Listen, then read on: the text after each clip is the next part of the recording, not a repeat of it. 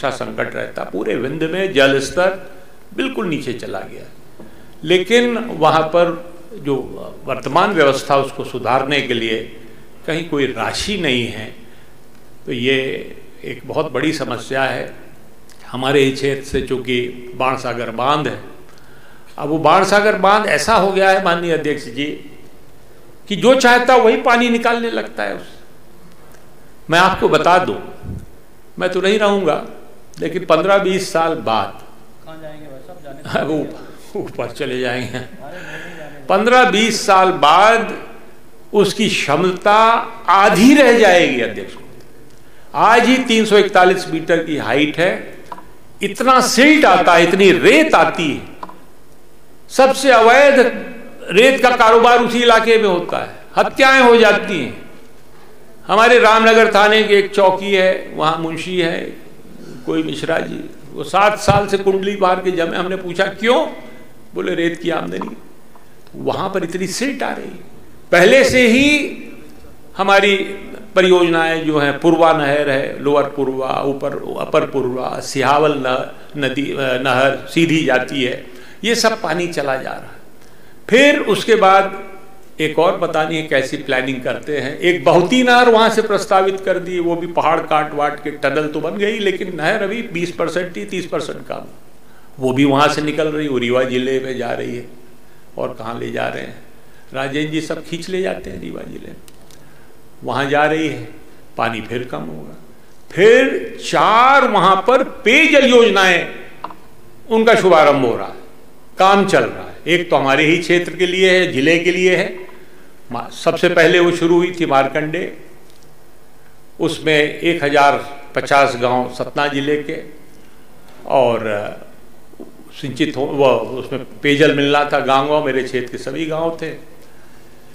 लेकिन उस पर काम इतना मंथर गति से चल रहा है।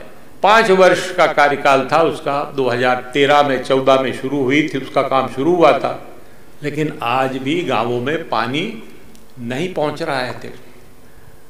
और बात हो रही कि जल जीवन मिशन में इतना अलॉटमेंट हो गया, प्रधानमंत्री जी ने भेज दिया।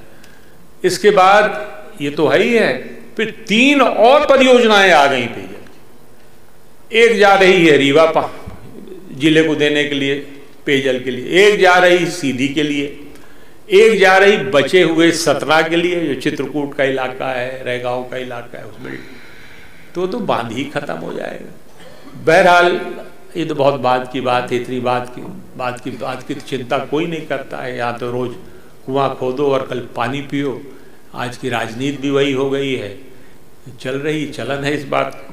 लेकिन मेरा आपसे कहना है कि इस पर जरूर ध्यान दें और इसको जल्दी पूरा कराएं। 10 साल 11 साल और कौन, LNT जैसी संस्था उसका ठेका लिए। इलांगो एक वहाँ का अधिकारी हो, किसी की बात ही नहीं सुनता, पता नहीं, ना हिंदी जानता है, ना अंग्रेजी जानता है, कौन सी भाषा जानता है। इस पर आप ध्यान दीजिए माननीय मंत्री जी। रामनगर माइक्रो सिंचाई, बस खत्म कर रहा हूँ मैं। एक बार सर बोलने को आंकड़े तो थे नहीं, सब पहले कर दिया, तो मैंने कहा क्या बोलूँ। प्लीज कंक्लूड कर। हाँ अध्यक्ष जी, कंक्लूड ही कर रहा हूँ।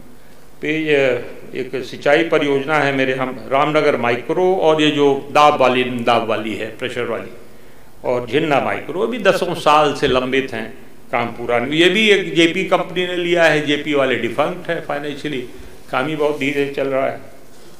बहरहाल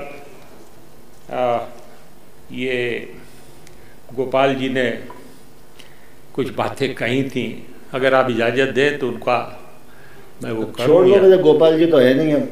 अच्छा हाँ, चले तो गए, मलैया जी भी नहीं है, गोपाल जी भी नहीं है, तो काय को बेकार नहीं, अब वित्त मंत्री जी तो हैं। एक बहुत मजेदार बात है माननीय अध्यक्ष महोदय, हमेशा ये कहा जाता है कि कांग्रेस की सरकार जब तक थी तो सिर्फ 7.5 लाख हेक्टेयर में सिंचाई होती थी। फिर एकाएक हमने 2009 की बात है या 10 की बात है, सुना कि 50 लाख हेक्टेयर में सिंचाई हो रही है। अब वो 50 लाख हेक्टेयर आप चेक कर लीजिए रिकॉर्ड्स, वो आंकड़ा आज भी चल रहा है। 8 के बाद आज भी 50 लाख हेक्टेयर, अब कहते हैं अगले वर्ष 57 करें। मैंने एक अधिकारी से पूछा, हमने कहा भैया ये कैसे निकालते हो आप आंकड़े, क्योंकि आंकड़े जो आप देते हो आप ही लोग बजट बनाते हो, आंकड़े देते हो।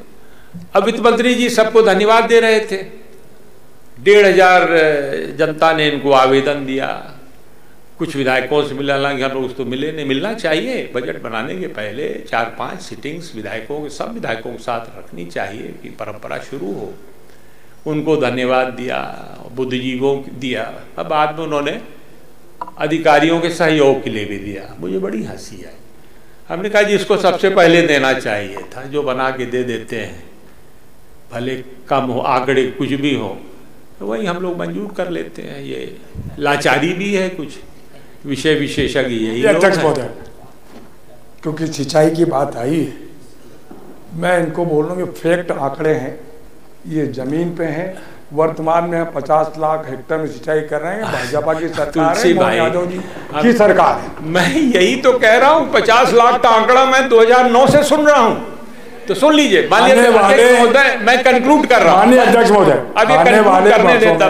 आने वाले वर्षों में हम लगभग 100 लाख हेक्टेयर में सिंचाई करने वाले, ये आपके संज्ञान में। चलो बैठो, कंक्लूड करो। अध्यक्ष महोदय, मैंने उस अधिकारी से पूछा, अधिकारी की बात आ रही थी, मैं थोड़ा सा भटक गया, बजट में चला। अधिकारी से मैंने पूछा, मेरे सबसे अच्छे संबंध हैं क्योंकि राजनीति में बहुत पुराना हूँ और मैं सम्मान देता हूँ लोगों का, लोग सम्मान करते हैं। तो मैंने पूछा, ये भाई ये बताओ ये खेल क्या है? तो बोले है तो वास्तविक में वो 25 लाख हेक्टेयर, 25 लाख हम रबी की जोड़ते हैं, 25 लाख हम खरीफ की जोड़ते हैं, उसको 50 लाख बना देते हैं। आप बताइए। अब जयंत भाई है नहीं, ये 3 सिंचाई की बात कर रहे थे, ये 25 जोड़ लेंगे तो 75 तो अभी हो जाएगी। अब जिस तरह से ये गोल शिफ्टिंग की जो इनकी थ्योरी, वो समझ नहीं आ रही। इतने साल में माननीय अध्यक्ष महोदय की खत्मी है। माननीय अध्यक्ष महोदय, मैं भी विंध्य क्षेत्र से आता हूँ। एक मिनट, मैं बड़ा हुआ हूँ वहाँ की सिंचाई देखते हुए, आप सब वहाँ के राजनेता रहे हैं। ग्राउंड पर दिखता है कि क्या अंतर आ चुका है, हम सबको वहाँ दिखता है सिंचाई में कितना आ चुका है पिछले 15-20 सालों में। कंपैरिजन कर सकते हैं। मैं उस क्षेत्र से आता हूँ जो विंध्य की सबसे ज़्यादा धान प्रोड्यूस करता है, और त्योथर में पिछले 15 साल में क्या इंप्रूवमेंट हुआ है, सब ग्राउंड पे उसको एक्सेप्ट करना चाहिए।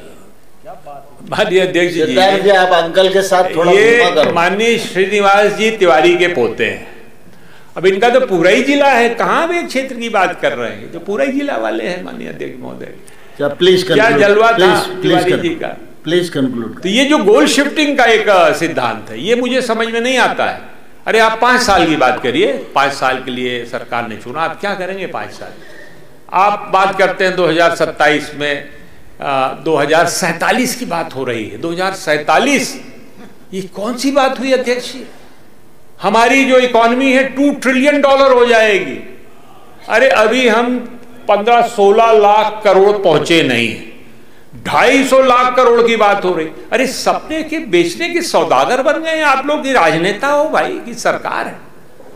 इस तरह से गोल शिफ्टिंग होती है, इस तरह से सपने बेचे जाते हैं, लोगों को गुमराह आप करते हो, और क्षणिक रूप से गुमराह होकर वोट भी देते हैं लोग, ऐसा तो नहीं है।